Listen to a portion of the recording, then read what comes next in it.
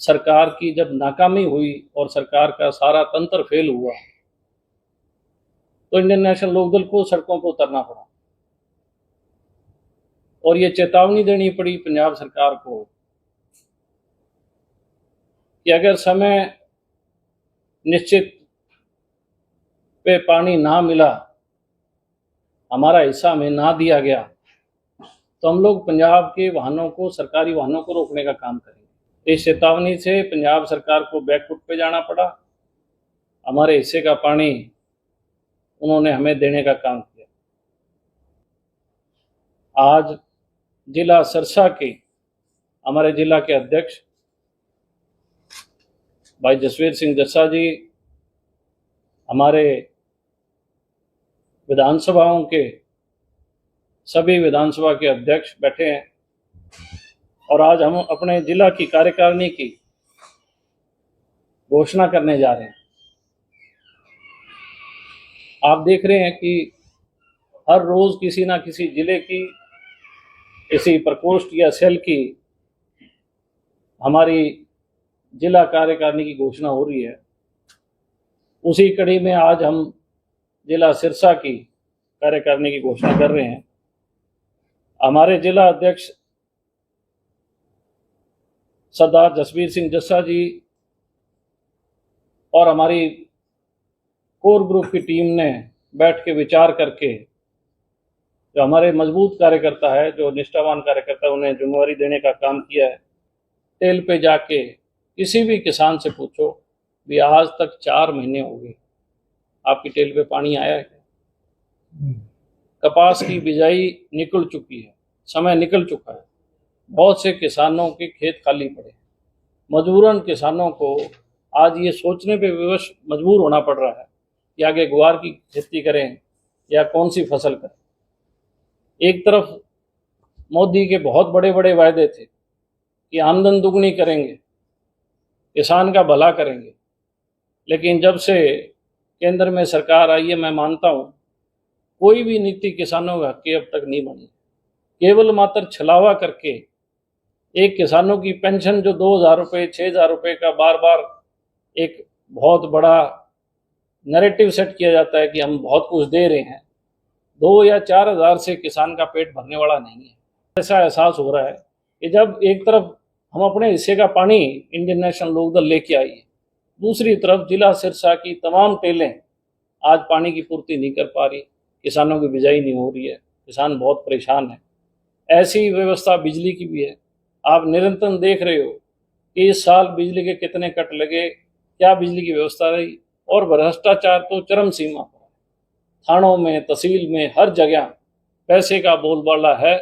मैं ये मानता हूँ कि जितने बुरे हाल इस दौर में हैं, इतना तो हरियाणा में किसी दौर में, किसी भी मुख्यमंत्री काल में ऐसा हाल नहीं हुआ, और कोई वाली वारिस नहीं।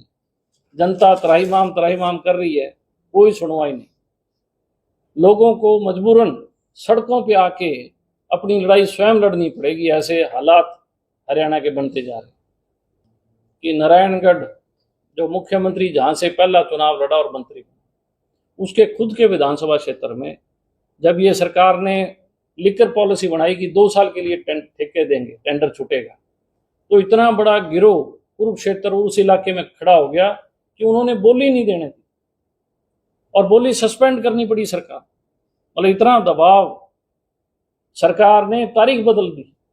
आप ये सोचो, इसका मतलब ऐसे हालात हरियाणा में है कि गैंगस्टर्स के आगे भी सरकार ने घुटने टेक दिए। पहले तो पंजाब सरकार के आगे टेके, अब जो अंदरूनी हमारी कानून व्यवस्था है वो इतनी लाचार और लचर हो चुकी है कि उनकी धमकियां आपने सोशल मीडिया पे देखी होगी कि उन्होंने व्यापारियों को धमकियां देनी शुरू कर दी कि अगर कोई बोली देगा तो अपनी जान से हाथ धोएगा। तो बेबाकी से ये बात कही थी इलेक्शन से पहले। आपको ध्यान होगा कि इन एसपी और डीसीओ को टिकट दे देना, इनको लड़ाना चुनाव। आपको ध्यान होगा, तो आप बीजेपी में थे, चाहे मैं कहीं हूँ, लेकिन मैंने बेबाकी से कही।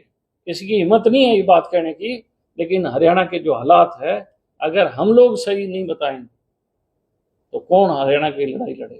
तो इनेलो की क्या कुछ रणनीति रहेगी? देखिए, इनेलो तो हमेशा से, ये कोई मैं आज की बात नहीं कर रहा, चौधरी देवीलाल जी से लेके ओम प्रकाश चौटाला जी और चौधरी अभय सिंह जी तक, जब कभी भी सरकार का फेलियर होता है या सरकार जुल्म और अत्याचार करती है, इंडियन नेशनल लोकदल फौरी तौर पे जो पब्लिक की ओपिनियन है, पब्लिक के जो मुद्दे हैं, उसके लिए हम हमेशा से ही सरकार के विरोध में रहे हैं। जहाँ कहीं पब्लिक का दमन होता है, जहाँ कहीं लोगों की जो भावनाएं हैं उन्हें कुचला जाता है, तो इंडियन नेशनल लोकदल हमेशा सड़क पर उतरती है। आपने अभी देखा होगा जो पानी का मसला था, देखिए एक किसान की दो चीज़ों से बहुत लगाव होता है। एक, किसान का अपनी ज़मीन से बहुत लगाव होता है। भूपेंद्र सिंह हुड्डा ने किसानों की ज़मीनें छीनी, किसानों को बड़ा दर्द हुआ कि सस्ते दामों पे छीन के अडानी अंबानी जैसे लोगों को हज़ारों एकड़, आपने देखा होगा कि आप जब झज्जर से गुड़गांव जाते हो तो हज़ारों किले सस्ते दाम पे लेके उन्हें महंगे दाम पे बेचने का काम किया। कितनी पीड़ा उन किसानों को उस वक्त हुई होगी। और दूसरी, किसान की जो है वो पानी है, उसकी जो सबसे प्यारी चीज़ ज़मीन और पानी। आज हमारा पानी भी हमसे छीन लिया गया। आज जो किसान है वो किसकी ओर झांके, किसकी ओर देखे, उसको केवल एकमात्र जो चीज़ दिखाई दे रही है वो दिखाई दे रही है चौधरी अभय सिंह चौटाला और इंडियन नेशनल लोकदल, जो उन्हें इस बात पे गर्व भी है किसानों को कि जब किसान के ऊपर अत्याचार जुल्म होने लगे तो पूरे हिंदुस्तान में सबसे बड़ा और लंबा एजिटेशन चला था किसान आंदोलन। धरती में सबसे बड़ी डेमोक्रेटिक कंट्री जो है वो हिंदुस्तान है, और इस कंट्री के अंदर लॉन्गेस्ट और बिगेस्ट जो किसान एजिटेशन था वो दुनिया का सबसे बड़ा एजिटेशन था। उस एजिटेशन में चौधरी अभय सिंह चौटाला ने इस्तीफा दिया था। आप भी इस बात के गवाह हो। उन्होंने चुनाव लड़ा और लोगों ने साथ दिया, और वो एक ऐसी लड़ाई थी जो एक मैसेज था पूरी कम्युनिटी के लिए कि अगर आज भी कम्युनिटी नहीं उठेगी, किसान वर्ग नहीं उठेगा, तो आगे किसानों के साथ क्या हालात होंगे, इसको आप जो कानूनी व्यवस्था उसके साथ जोड़ के देख सकते हैं, सोच समझ सकते हैं। सर, अनएम्प्लॉयमेंट के कारण जो युवा है चोरी के बारे यूथ की तरफ जा रहे हैं, तो क्या आपने सोचा कि किस तरीके से सरकार का ध्यान इस तरफ लाया जाएगा? हमने तो एक ही बात सोच रखी है, इस बीजेपी की छुट्टी करो। सारे परेशान हैं, किसान परेशान है, यूथ परेशान है। किस तरीके से बगराड़ा गया यूथ को।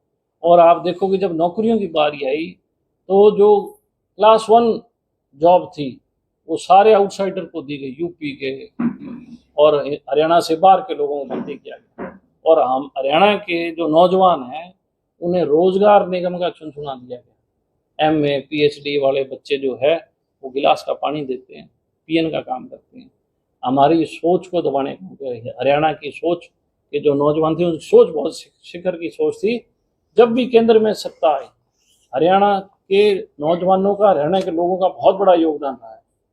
चौधरी देवीलाल जी एक छोटे से गांव चौटाला से उठ के जिन्होंने हिंदुस्तान का तख्ता उल्ट किया, केवल मात्र अकेले ने नहीं किया, पूरे हरियाणा के लोग जुटे उनके साथ और पूरे हिंदुस्तान की राजनीति को घुमाने का काम किया, बदलने का काम किया। तो हरियाणा के तो जागरूक लोग हैं, और ये कहीं ना कहीं भयभीत है कि दिल्ली के नज़दीक हरियाणा लगता है, तो हरियाणा के लोगों की जो सोच है, जो मजबूत सोच थी, उसे किस प्रकार से कमज़ोर किया जाए, किस प्रकार से उसको कुचला जाए, ऐसा षड्यंत्र नौजवानों के साथ भी रचा जा रहा है। अभी आपने देखा होगा कई बच्चों को तो इन्होंने घर भेज दिया, जो रोजगार निगम में भर्तियां की थी। कोई टीचर लगाया था, कोई आपके जेई लगे थे पंचायती राज में, कोई जेई लगे पब्लिक हेल्थ में, या कोई छोटी छोटी जॉब्स पे उनको लिया गया। और ये बारंबार हथेली पीटते हैं इसमें जाके आपके विधानसभा में, बेंचों को थपथपाते हैं बिना खर्ची बिना। मैंने स्वयं खड़ा होकर विधानसभा में एक बात कही थी और ऑन रिकॉर्ड कही थी, और आज फिर कहता हूँ, बीजेपी हमेशा इंडियन नेशनल लोकदल की अलायंस पार्टी रही है। 1970 में चौधरी देवीलाल जी की सरकार में बीजेपी सहयोगी, जब जब भी चुनाव हुआ सहयोगी, बीच में 2 ऐसे चुनाव थे कि बीजेपी और लोकदल अलग अलग लड़े। और ये जब भी लोकदल की सरकार बनी, चाहे चौधरी देवीलाल की बनी, चाहे 5 बार ओम प्रकाश चौटाला जी बने, ये सारे बीजेपी के लोग पर्चियां दे के आया करते अपने रिश्तेदारों को लगाने के लिए। और मैंने ये कहा कि आप यहाँ जोर जोर से बेंच थपथपा रहे हो, मैं एक एक को रिकॉर्ड निकाल के दे सकता हूँ कि किसने अपना भतीजा और किसने अपना बेटा लगाया।